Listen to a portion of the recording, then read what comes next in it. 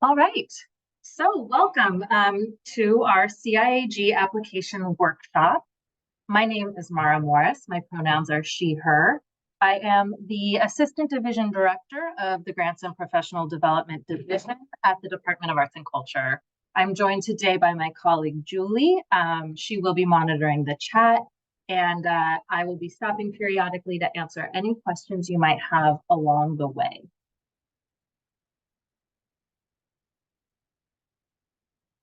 So I know that many of you are probably very familiar with the LA County Department of Arts and Culture. For those of you who are new to our work, our mission is to advance arts, culture, and creativity throughout the county.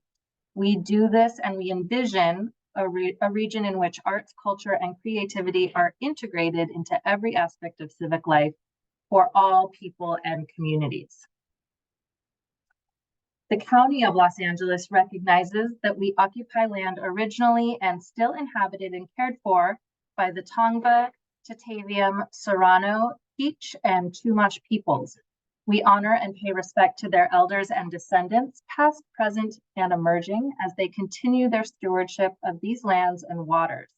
We acknowledge that settler colonization resulted in land seizure, disease, subjugation, slavery, relocation, broken promises, genocide, and multi-generational trauma.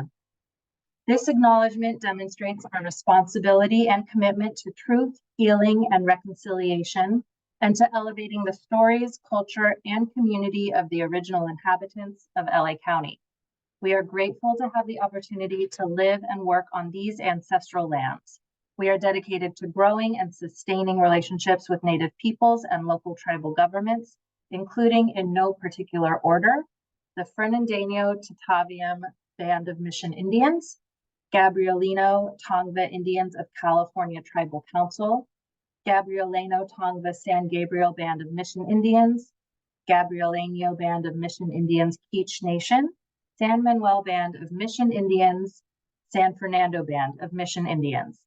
To learn more about the First Peoples of Los Angeles County, please visit the LA County, LA City Native American Indian Commission. Their website is lanaic.lacounty.gov. So a little bit about the Community Impact Arts Grant Program. It is designed to support the complex arts ecology of LA County by increasing access and strengthening the quality of arts programming wherever it happens.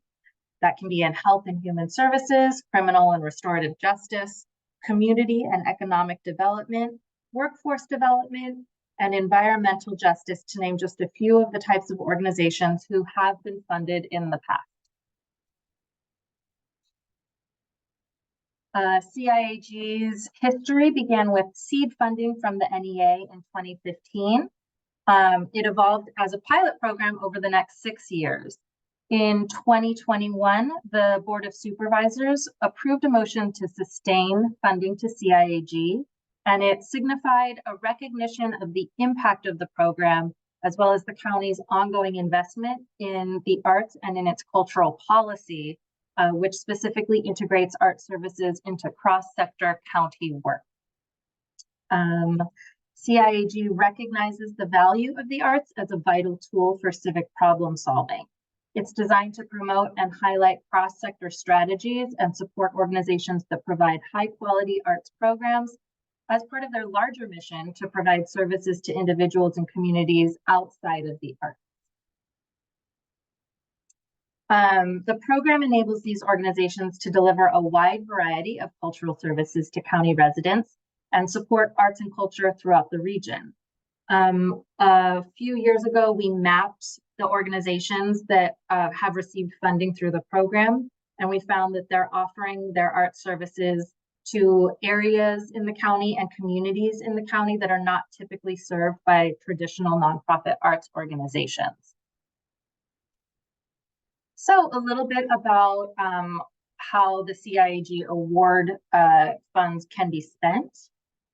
They can be spent on program-related fees. That can include salaries, contracts, marketing expenses, supplies, space rental, anything of that nature. But they may not be used for personal gain, paid political advertising, capital projects, or fundraising expenses.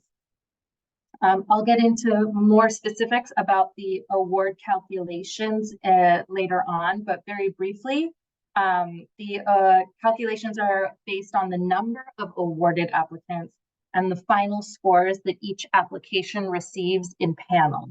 So we highly encourage applicants to request the maximum amount possible, which is $20,000, as final awards will never be that full amount that is requested. Additionally, the CIAG grant requires a 1-to-1 cash match. So on your application budget, we will ask that you project your anticipated sources of funding, such as earned income or other grant revenues. Funds provided by CIAG may not be used to match any other LA County grant, and other County of Los Angeles grants may not be used as your matching source for this CIAG award. So this slide kind of is going to discuss a little bit what a successful project looks like. Additionally, though, I want you to focus on these images in particular, because these images are very, very useful for the panelists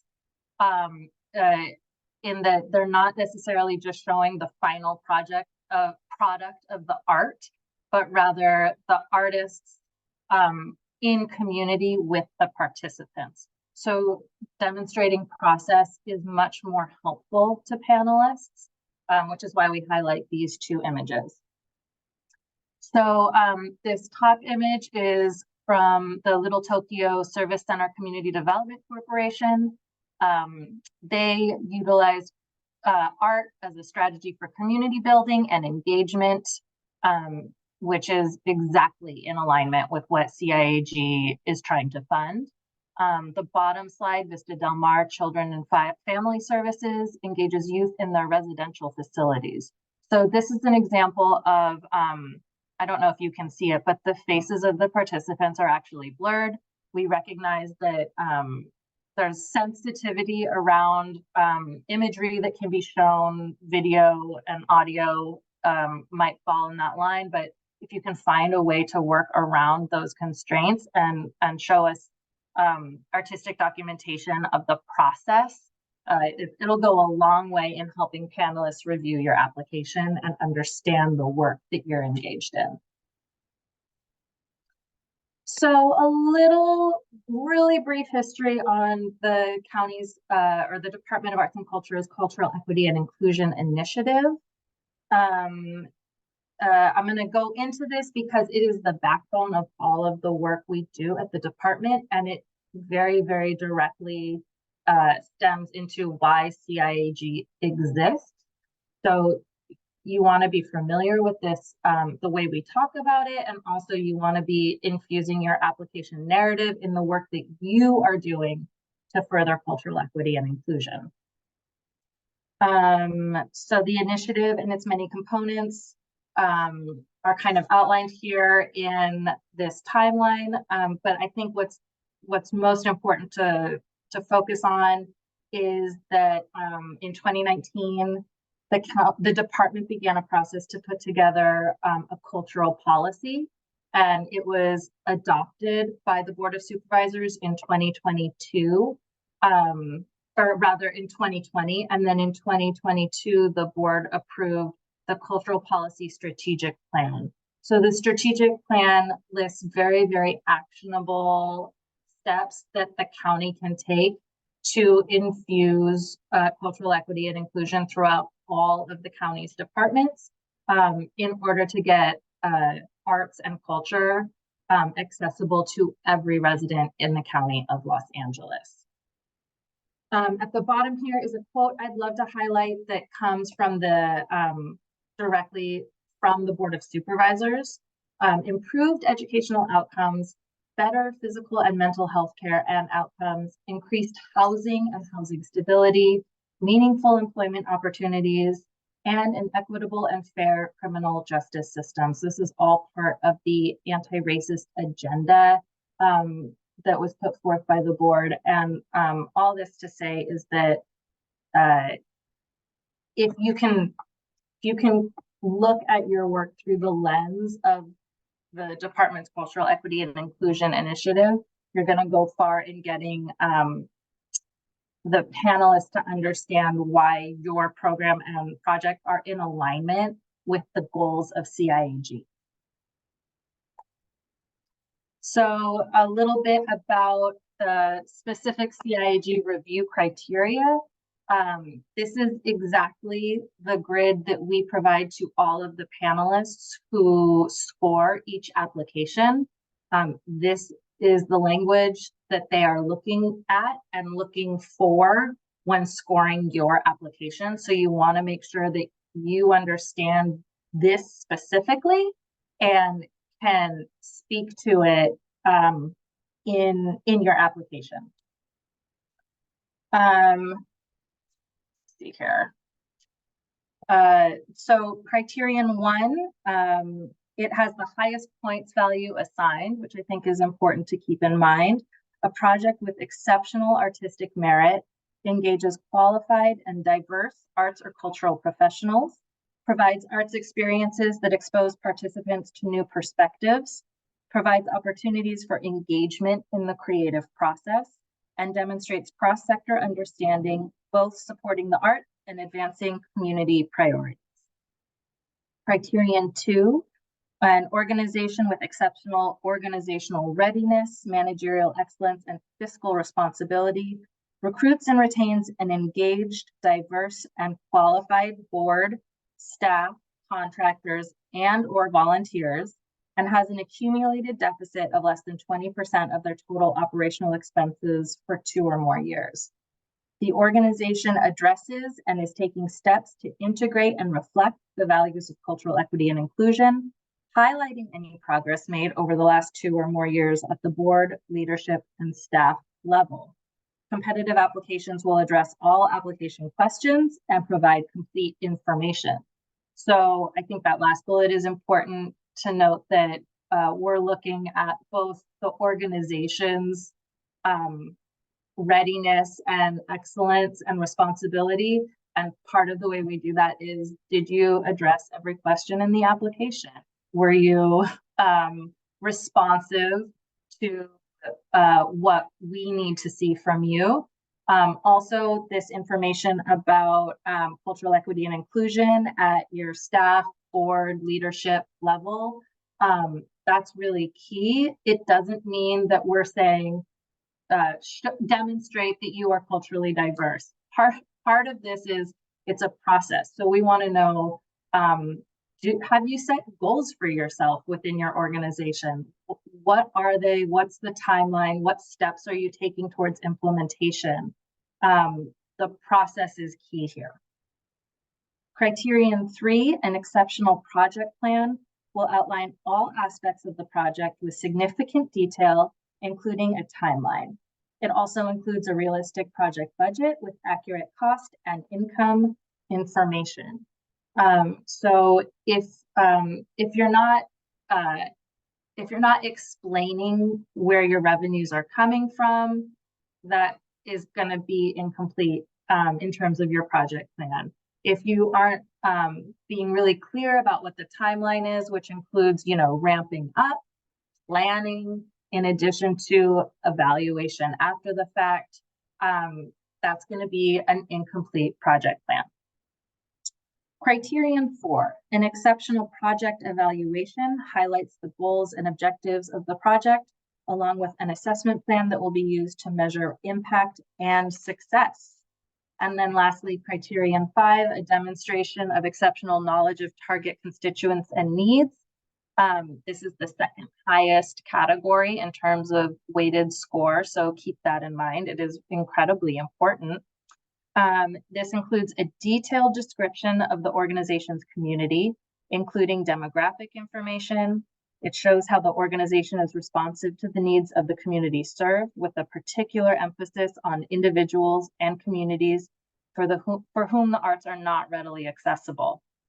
The organization addresses and is taking steps to integrate and reflect the values of cultural equity and inclusion, highlighting any progress or efforts made over the last 2 or more years. Again, it's not about demonstrating that you're that you're perfect and you've got it all figured out. It's about demonstrating, are you responsive to your community? Are you setting goals? What steps are you taking to achieve those goals? What is that process? Okay, at this point, are there any questions that have come up in the chat, Julie? No, none at this time. Okay, we will just keep chugging right along. All right. So this is a little bit more specifics about how grant awards are calculated. The calculation is done annually. As I mentioned before, we recommend always that you request the maximum amount because final grant awards will be less than the amount you request in your application. If you request $10,000, you will receive less than $10,000. If you request $20,000, you will also receive less than $20,000. So basically what happens is that grant panelists score all the applications, and then application scores plus the overall cutoff score are determined by the arts commissioners annually. So at a meeting, arts commissioners approve the panel scores based on the work that the panelists did. They might ask questions about specific applications. It's very rare that a score is outright changed.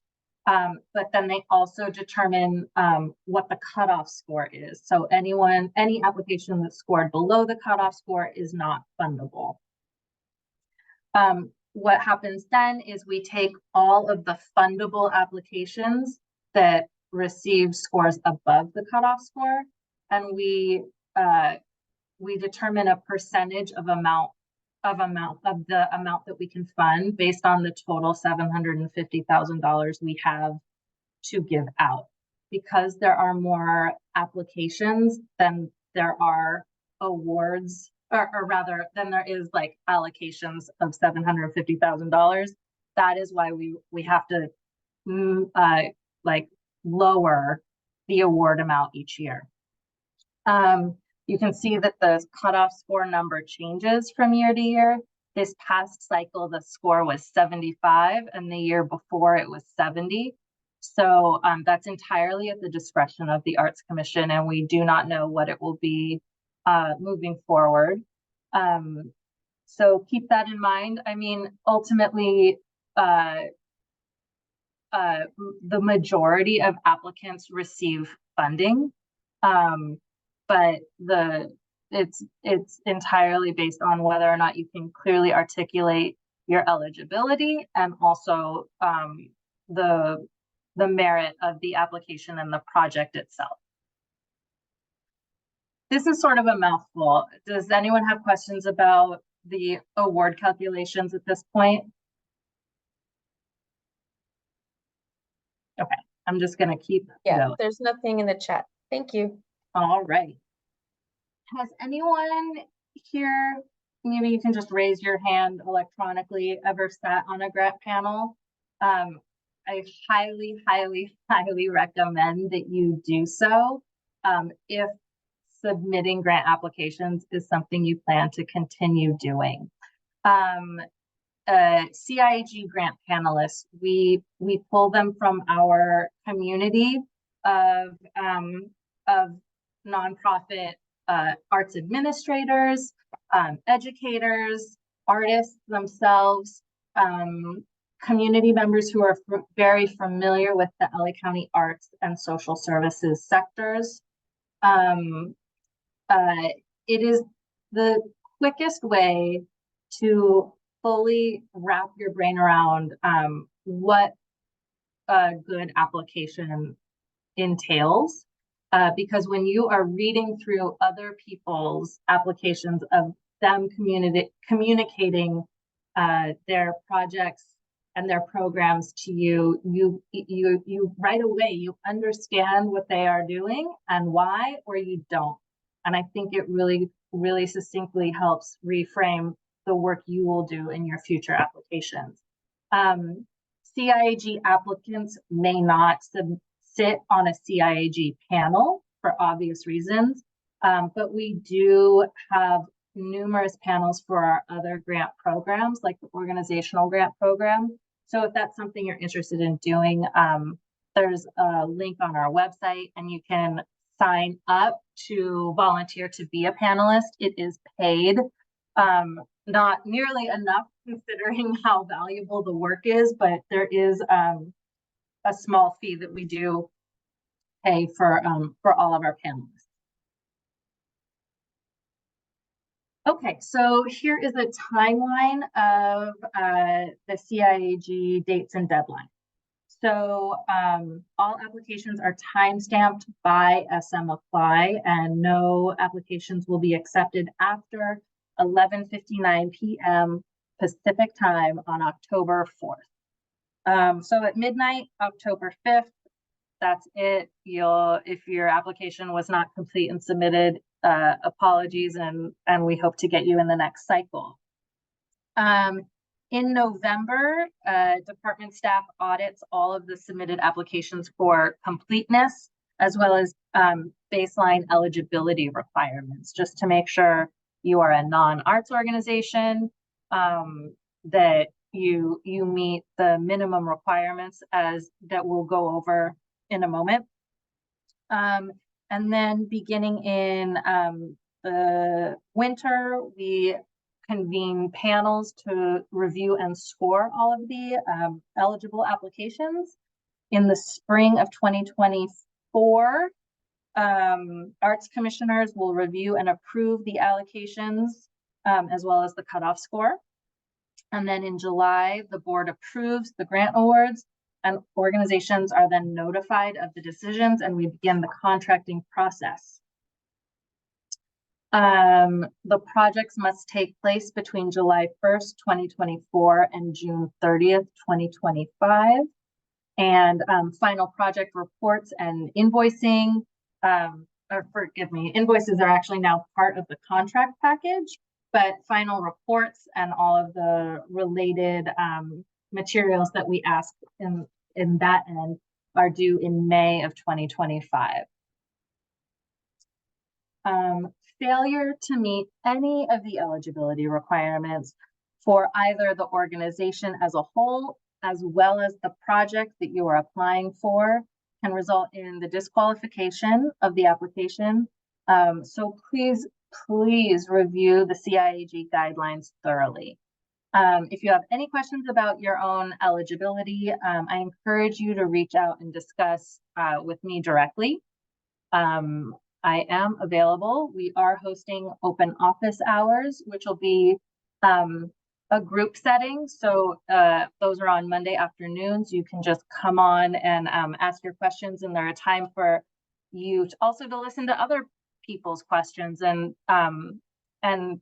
spark conversation about the application process. But I definitely just want to hit this one home. If you are unsure of your eligibility, check with me first before working on the application, because we hate using up your time like that if you are in fact ineligible. So organizational eligibility, again, is probably the most important part of this workshop for me to get across to you. CIAG funds organizations whose primary mission is to provide services other than arts programming. So this is determined by whether more than 50% of your organizational budget is devoted to non-arts related programs. If 50% or more of your budget is based on your arts programming, then we consider you an arts organization and you should be applying to the organizational grant program, not CIAG. Organizations must be a 501c3 nonprofit or a municipality, or have a Model A fiscal sponsor agreement with an organization in the state of California. A Model A agreement is very specific and particular. It is not something that we can skirt around due to liability and legal issues. So check with your fiscal sponsor to make sure that you have a Model A agreement and are eligible. Every organization that applies must have an operating budget of more than $25,000 annually. Principal offices must be in the County of Los Angeles, and this is demonstrated by the address on your organization's 990. That is important because if you are a local LA-based organization, but your parent company is in Washington, D.C., and they are filing taxes on behalf of you, unfortunately, that would make you ineligible for this program. Also, if you are a nonprofit, you must have a functioning board of directors with more than half of its members residing in California. Okay, so a little bit more. CIAG requires at least 2 consecutive years of arts-based programming in the county. Fundraising events do not qualify for these requirements. However, the activities do not need to be the same each year. So while the arts programming does not need to be the primary purpose of the 8 events, it does need to be an important element. You're required to have produced at least 4 arts-based workshops and classes, performances, or presentations each year. These can be virtual or in person.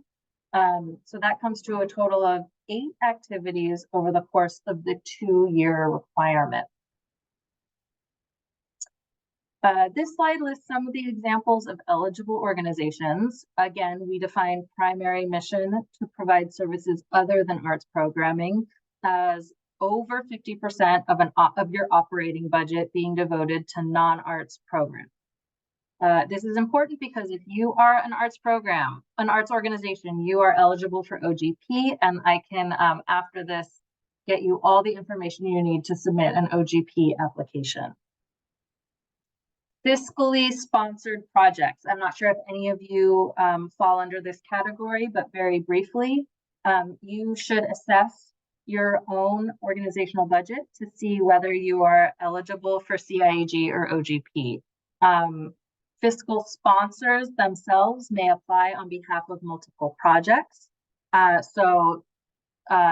We're defining, you have a fiscal sponsor and then all of the organizations kind of under its umbrella. Multiple organizations under the fiscal sponsor's umbrella may apply to each CIAG cycle.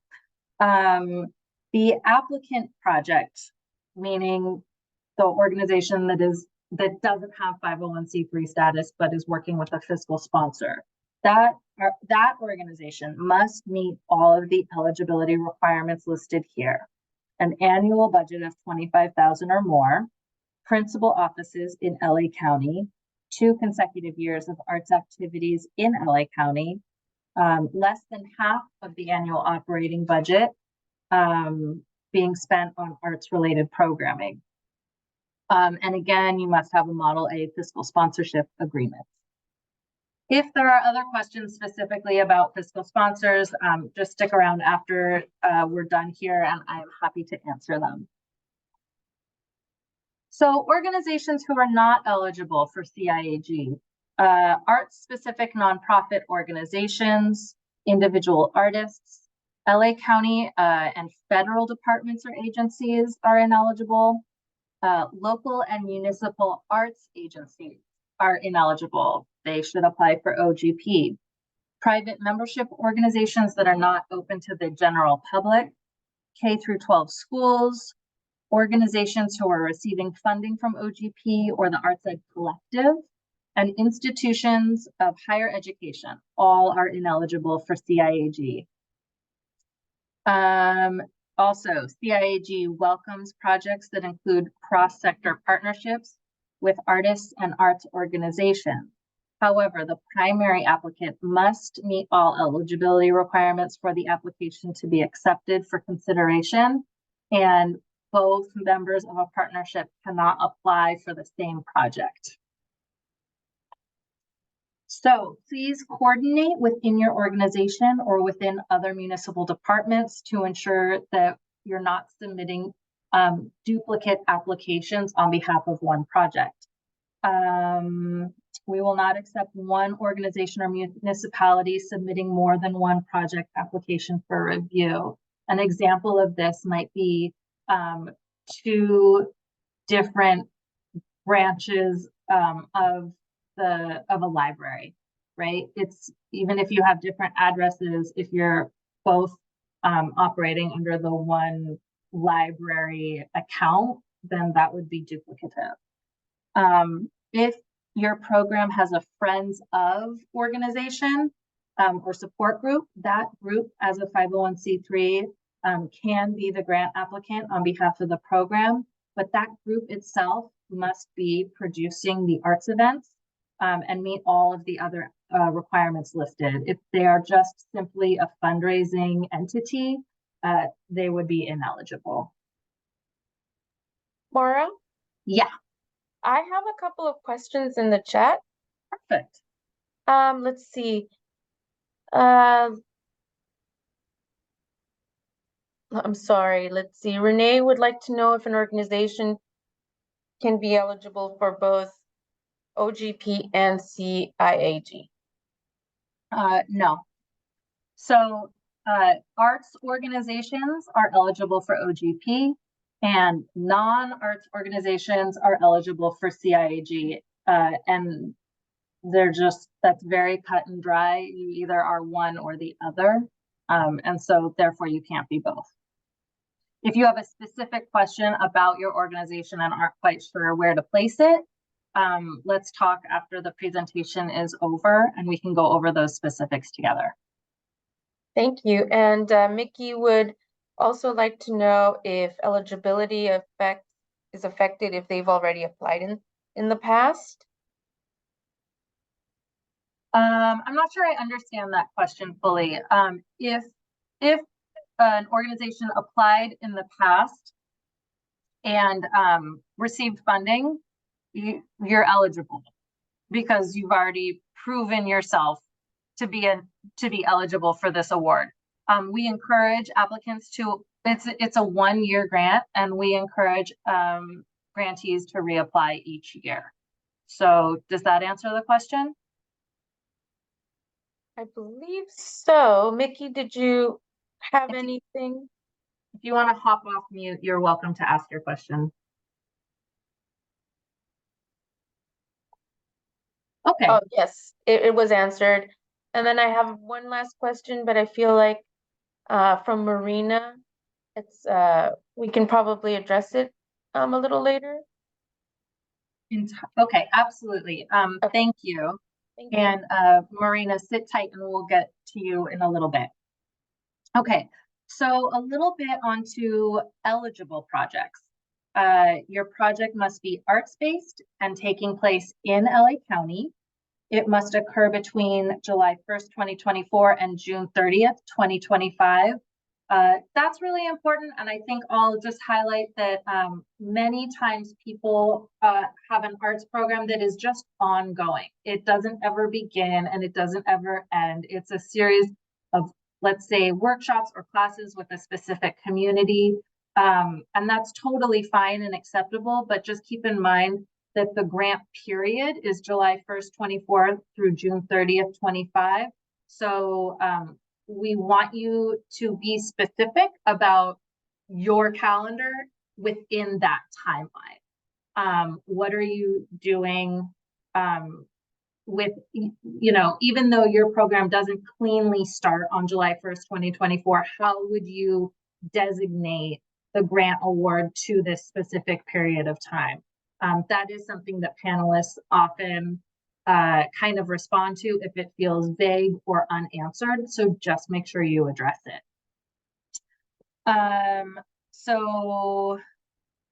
New projects are completely fine, and existing projects are also completely fine to apply for, provided that they support programs in communities that have limited access to traditionally structured arts programming.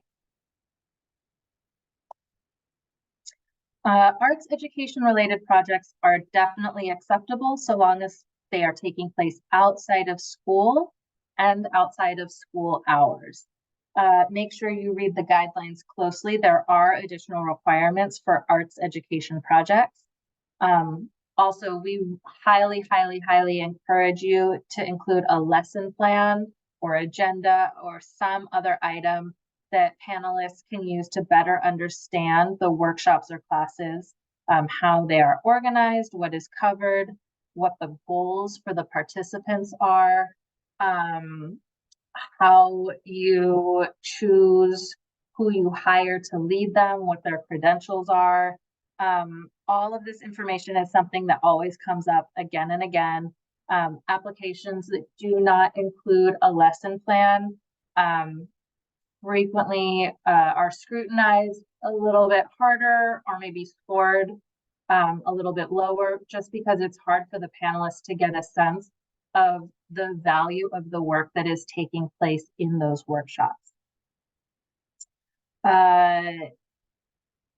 Municipal projects by departments that provide services other than arts programming are eligible. If organized by religious organizations, it's just important that the programming reaches the broader community and is not religious in purpose. So ineligible projects, these will include scholarly research, anything that's taking place outside of LA County, programs that are for private members, or the purchase of capital expenses.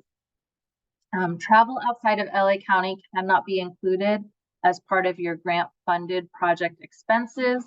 That being said, transportation, room and board, hospitality, it can be happening within LA County.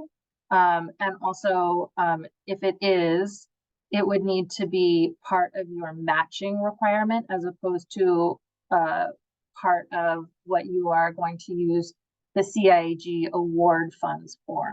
And we'll get into that a little bit later. Actually, right now. CIAG does not fund hospitality, endowments, or cash reserves, projects that are religious or evangelical, as well as universities presenting series or general funding for museums and galleries. Housing and hospitality expenses can be part of your cash match that your organization is responsible for showing under project expenses, but again, can't be part of the CIAG grant fund. Any other questions? Yes, I have a question from Mickey. Mickey, would you kindly unmute yourself and ask your question? Yes, thank you. So I'm trying to see if I am eligible as a non-arts organization. But what if we our projects or your programs that you're referring to, like they're not technically considered an arts program? There's more like art and culture with like artistic components. Yeah, I mean, broadly speaking, that is eligible. I have seen numerous successful applications where I think the applicant is taking the title arts and culture more broadly. But definitely if you want to hang out after the end of this presentation and go over with me in more detail the specifics of your organization, I'm happy to talk through that more. Okay, great. Thank you. I will stick around. Definitely. And I have one more question from Marina. Marina, can you kindly unmute yourself? Hi, thank you for your patience. I actually had quite a few questions. One of them was about project evaluation. I was wondering whether DAC has any best practices that they could recommend. You know, there's tons of project evaluation best practices, and I think each organization is in a different place on that on a spectrum of how they are evaluating. Some organizations have research and evaluation divisions, and staff members, and others are just, kind of working on it the best they can with the limited resources they have. I think if you are communicating with your participants, if you are either doing some form of survey or kind of looking to your community for what they want in terms of formulating your programs and determining what you are going to present or work on with them. That is one side of the evaluation process that we like to see. The other side is some sort of survey to understand, was the program or workshop successful? What did the participants gain from it? Are you giving them an opportunity to state what they would do differently or what they would like to see in the future? It's a huge undertaking, research and evaluation. But we just want to know, are you communicating with your participants, and did they have kind of skin in the game? Did they have a stake in what's happening? So I think I could keep going, but I'll stop there because it is so broad. And definitely there's lots of resources out there in terms of qualitative and quantitative evaluation. Both are valuable. So I would just start looking up what some options are in that world. Just start where you're at. We want to know what you're doing right now, and we want to know what your plans are and how you intend to evolve. So don't worry if you're brand new at any of these items, but we want to know that there's some self-reflection going on. Thank you. That's very helpful. Yeah. I have one more question about how you score the projects. We're a botanical garden, and we're looking for funding for an art exhibition at the botanical garden. And I looked at your application form, and I noticed that programs that would be accompanying the exhibition would be a major component to our application. How important are the public programs that accompany the exhibition as for your evaluation scoring? Let me see if I understand you. Are you saying that you're looking for funding for one specific exhibition, but that there are there will be a public program parallel to that exhibition that will accompany the exhibition, and it will be the same theme and in the gallery space. And that's incredibly important, and you would want to highlight it because the public program is probably more in line with what CIAG is looking to fund than the exhibition itself. So the description of the program has to be very specific, right? I would think so, yes, in order for a panelist to understand the full breadth of the project. Thank you so much. Yeah, definitely. Julie, anything else? Yeah, Dina would like to know, what if the arts program occurs during a school tour, which is during a school hours, but outside the school? I'm going to hold that until the end, and I'm going to need more information. I don't want to give an answer to something that I don't fully understand, but it's very specific to you. So we'll just put a button on that for now. Okay, thank you. Okay, so jumping right into SurveyMonkey Apply, this is our online grant application portal, and all applications and application materials must be submitted through SM Apply. If you already have an SM Apply profile and are a returning grantee, you probably don't need to stick around for all of this, or you can just kind of go about doing some other work until we get towards the end. If you are new to SM Apply, this is really important. Here is the URL for how you access the Department of Arts and Culture's SM Apply portal, and some helpful tips. you need to create a user profile for your organization, not for yourself as an individual. That is because if you are trying to apply as an individual, you will not be eligible for CIAG, and the system will not allow you to apply. We do have multiple other programs that are eligible to individual artists, and so you'll just get kind of trapped and you can't get out. So make sure you are creating a user profile for your organization. Save your email and password as a contact that you can easily access and share amongst anyone else in your organization that will need access. We don't recommend that every single individual have their own profile. We want one organizational profile that you all are sharing. That way, all of your applications are easy to find in one place. Also, all of your reporting and final documentation will also need to be submitted via SM Apply. So it's the entire life cycle of the grant, not just the application itself, that you need access to.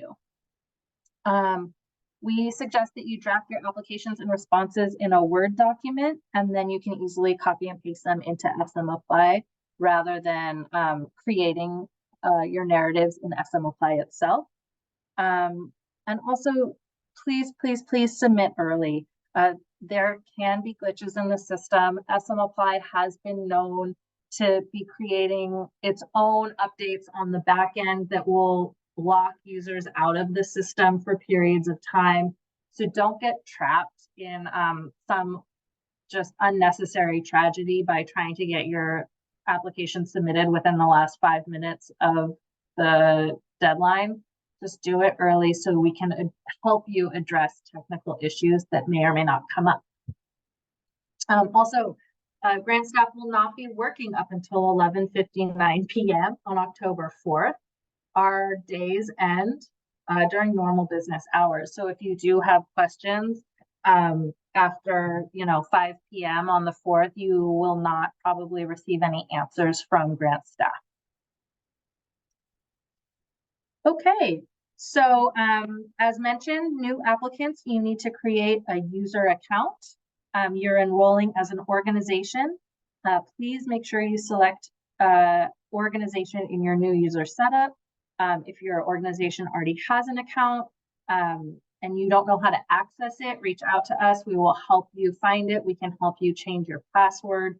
If someone left the organization, let's say, and you're not sure how to get into your user profile. So up here, you see the green register button. That is if you are new and need to make a new account. On this page, you'll see here, this is if you're having any trouble, you can click on the I for info. It's going to give you lots of different options. There are also instructions for activating your account with a confirmation email. And SurveyMonkey Apply provides just a whole lot of support to users. So make sure you take advantage of that.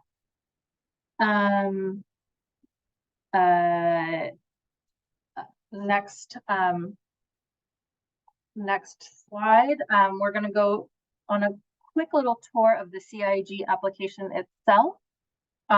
Once you log in, you want to click on programs, which will be in the top, probably right-hand side of your banner on this web page, the top toolbar rather. Please note, completing the user setup fields will activate logic in the back end of your application. So to display only the information that is pertinent to your organization type. Basically, if you select that you're a 501c3 nonprofit, you'll be prompted to complete a 501c3 verification. And there's other back end logic of that nature. So completing the user setup auto-populates fields in the CIAG application. Once you have opened a CIAG application, if you're noting that information is already in there and it's no longer up to date or needs to be changed, you're going to need to go back into your user profile and update it there. The application won't allow you to make the changes in the fields that are tied to your user setup. So all users, both new and returning, once your user setup and eligibility has been completed, you click on this More button under CIAG, and then you click on Apply, and that will get you into your application. So over here, this is an older screenshot from a couple cycles ago, but by and large, it looks the same and our information has not changed. Just the grant cycle name has changed. You'll be applying under the 24-25 cycle. All of these gray circles indicate that this application has not been started. Once you start filling in any of these tasks, the circle will be partially filled in. The bottom half of it turns green. And once you have completed a task, the entire circle is green. Over here, this is basically how you can navigate through the application tasks on this page.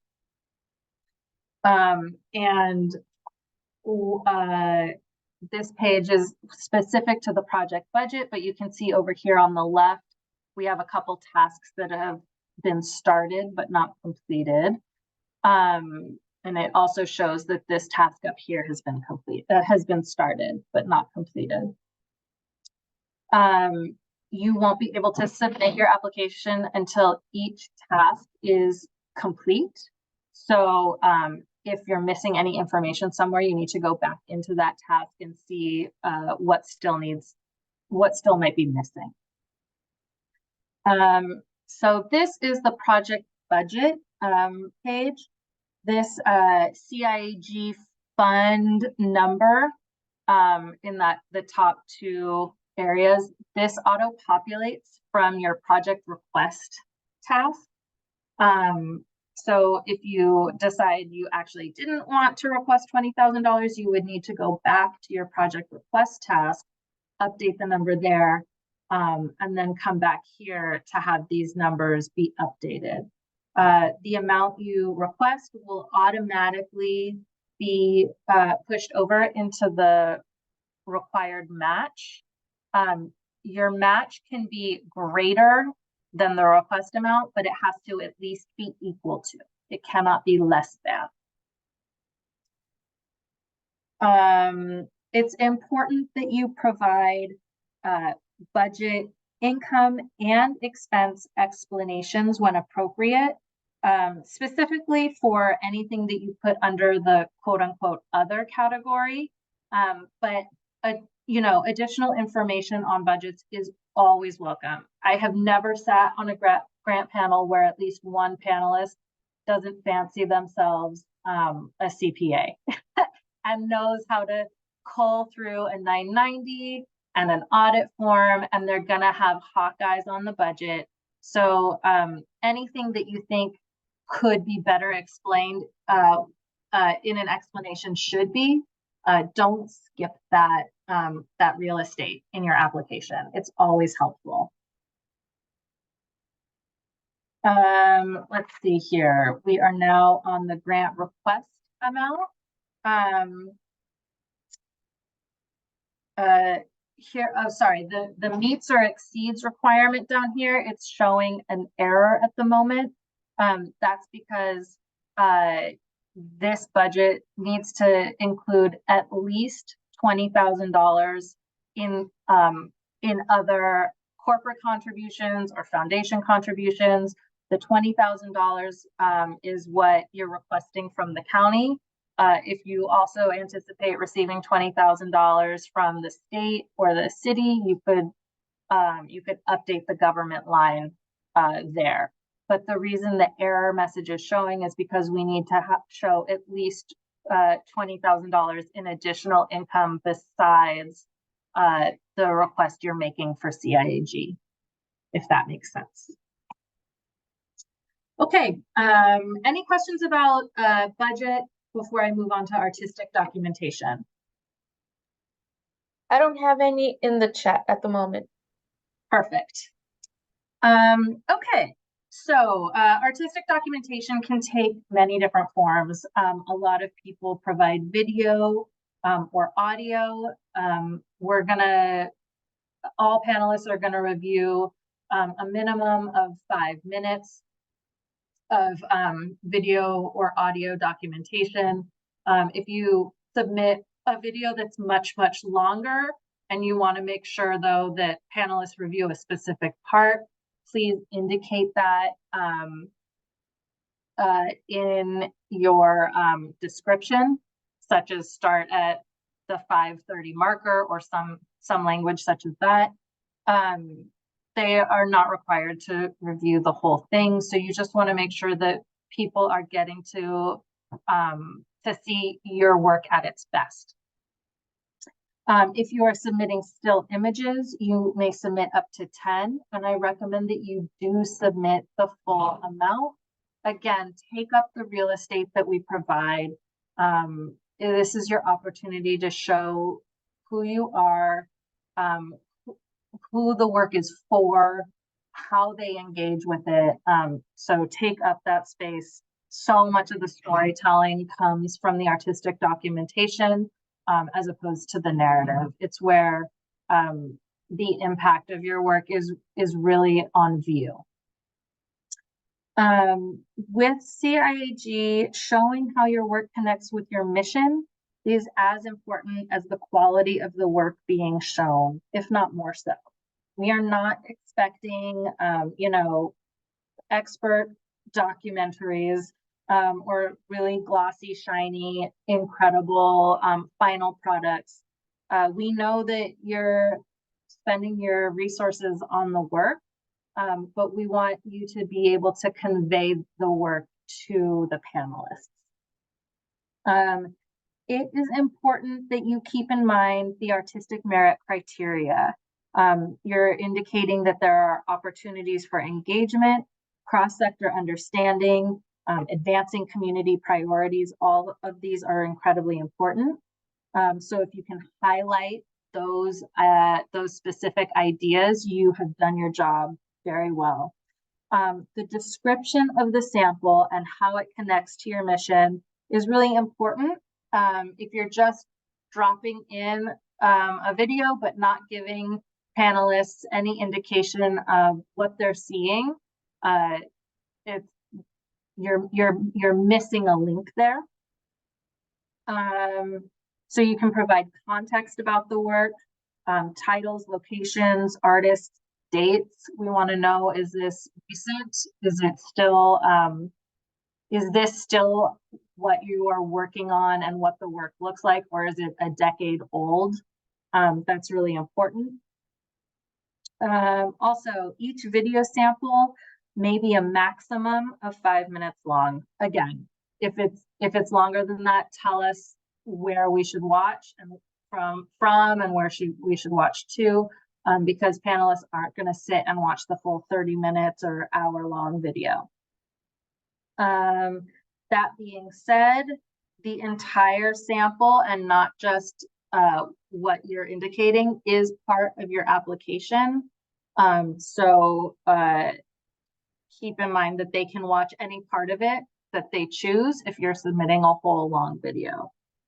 Also, all materials must remain active and viewable through July 2024. If you have them up on a site that requires a password, give that to us and don't let it expire. Don't take the samples down. Don't change the URLs. The commissioners may want to review your samples. The board may want to review your samples. So keep everything live and active, and that's your responsibility to do so. Let's see. Marketing materials are not considered artistic documentation. Promotional materials, they do not count. We do have space to provide promotional or marketing materials as additional samples if you would like, but that is not what this space is for. Reviews and quotes aren't usually helpful. They can be included as additional attachment. Your sample, again, does not have to be spectacular or glossy. A short clip showing the importance of the work you do, or some great photos. Those are all perfectly reasonable and acceptable samples. Once again, panelists are looking for how you engage with your community. So showing that is very, very key. If you are leading a series of youth workshops, photos of the paintings that the youth created, that's nice, but that's not what panelists want to see. Go think back to the samples I provided that shows an artist working in a room with the students. I think that is a little bit more on point. And again, if you have privacy concerns, there's creative ways to get around it. And I'm happy to share some more options there if you'd like to discuss afterwards. Also, hyperlinks are totally allowed rather than uploading actual files. So you can include the hyperlink on a Word document or a PDF and upload the PDF. That's completely acceptable. I think I'll stop there. Any questions about artistic documentation? Can talk about it forever. So, but I think I've hit most of the salient points. No questions in the chat. Great. So this is a little bit to talk about your community or your constituents and their needs and why your program is fulfilling their needs. So we collect data for the Board of Supervisors regarding who is being served in their districts and how their districts are being served.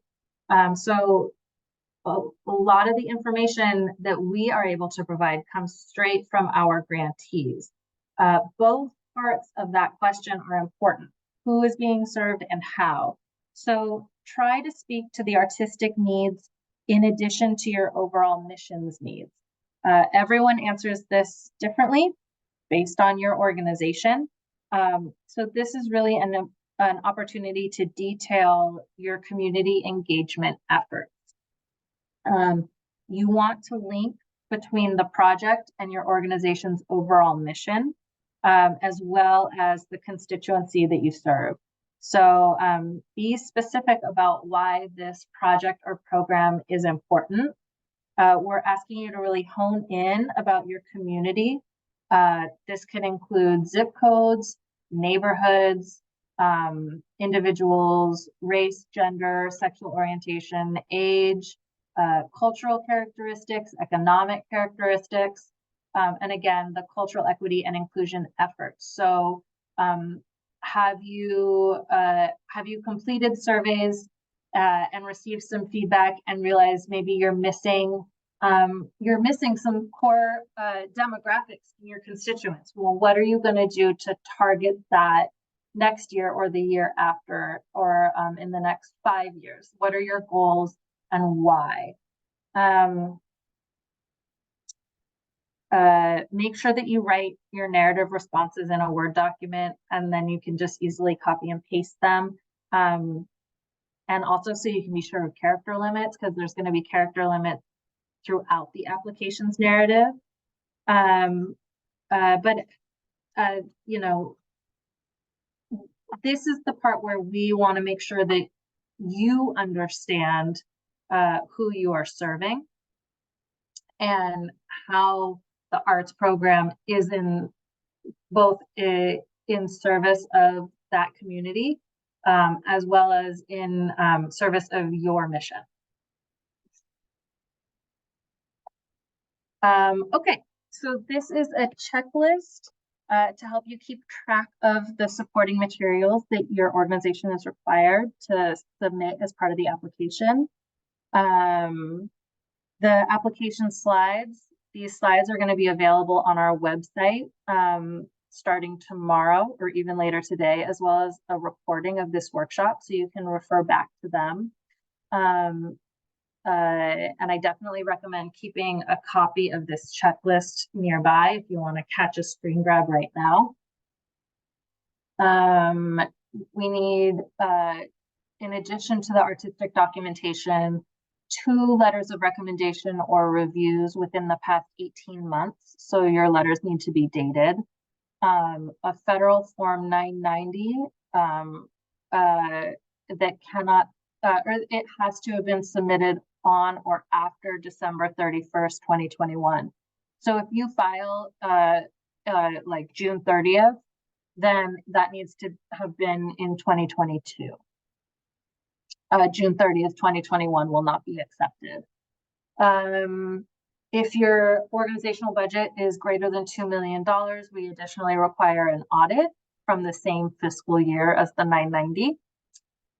If you are a municipality or a fiscally sponsored project, a religious organization, any organization that themselves does not have a 990 and or an audit, we want to see your profit and loss statement or balance sheet.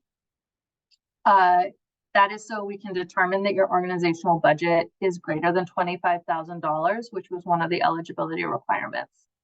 For again, oh, that was municipalities, but the same goes for fiscally sponsored projects. Really quickly on fiscally sponsored projects, what that means is the fiscal sponsor is submitting their 990 and or their audit, and the fiscally sponsored project or organization is submitting their own profit and loss statement in order to determine project eligibility. We highly encourage that anyone submitting an arts ed project includes a lesson plan or some form of agenda that outlines the activities and the work planned and scheduled during a workshop or a series of classes. And then one optional piece of promotional materials can also be submitted. So, Laura? yeah. I'm so sorry. I have one question regarding letters of recommendations or reviews. Do Yelp reviews count, or do they need to reach out to constituents for an official review? That's really interesting. Yelp reviews could count if you find them, you know, really compelling and impactful, and they are dated. Also, they should be speaking to the arts program, not just the organization overall, ideally. But yeah, if you know, if you think that that is a compelling review, I encourage you to use it. But you have to use your best judgment there. I am so close to the end. So final tips. Use this application as an opportunity to educate, advocate, inspire, and share the important work that your organization is doing. I always suggest that you assume panelists have never heard of you and they don't know the first thing about you. So don't make assumptions about baseline understanding. Really bring everyone in and help them to understand based on the information you're providing. You know, we at the department are very, very much guilty of this. If you are big on acronyms, make sure you are letting people understand what the programs are. The Community Impact Arts Grant is a much more compelling name than CIAG. It goes towards a better understanding of what the program is trying to do than the letters. So just keep stuff like that in mind, especially if you're in, you know, a medical profession or something that's a little bit more scientific.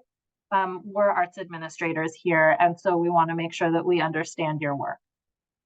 Panelists are asked to base their scores on the information presented in the application. So even if someone does know about your work firsthand, if the information isn't on the page in the application, they can't score on that. Highlight both your organization as well as the project that you are submitting. Use clear, concise, descriptive language. Try to steer clear of hyperbole. Also help panelists link between the project as well as your mission and constituency, and be specific. Remember to provide clear examples of how you are applying DEI to your programs, your operations, your staff and leadership and board, your evaluation processes. Remember that DEI work, it is a process. While successes are wonderful, we also want to learn about the goals you are setting and the work you are implementing to meet those goals in the future. And then again, write all of your narrative sections in a Word document so that you can just easily plop them into the application later and you don't have to worry about losing work. Lastly, every panelist is a potential ambassador to your program. So what do you want them to be able to tell their friends about your organization and your work if they were to talk about what they learned later? Take advantage of every single opportunity for real estate in the application, meaning if we give you the opportunity to submit 2 artistic samples, do so. Don't settle for just one. It's all about specificity and how you can communicate all of the good work that you're doing in one tiny application. So that is it. Feel free to stick around now to ask any specific questions you might have. Also, we have office hours on Monday afternoons that you can sign up for. And if any of those times don't work for you, you can just email me directly and we can schedule a phone call.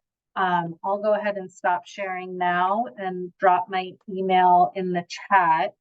And if there are any other questions, you're welcome to just get off of mute and ask them now. Dina had a question, but recording. Hold on. Hi, I'm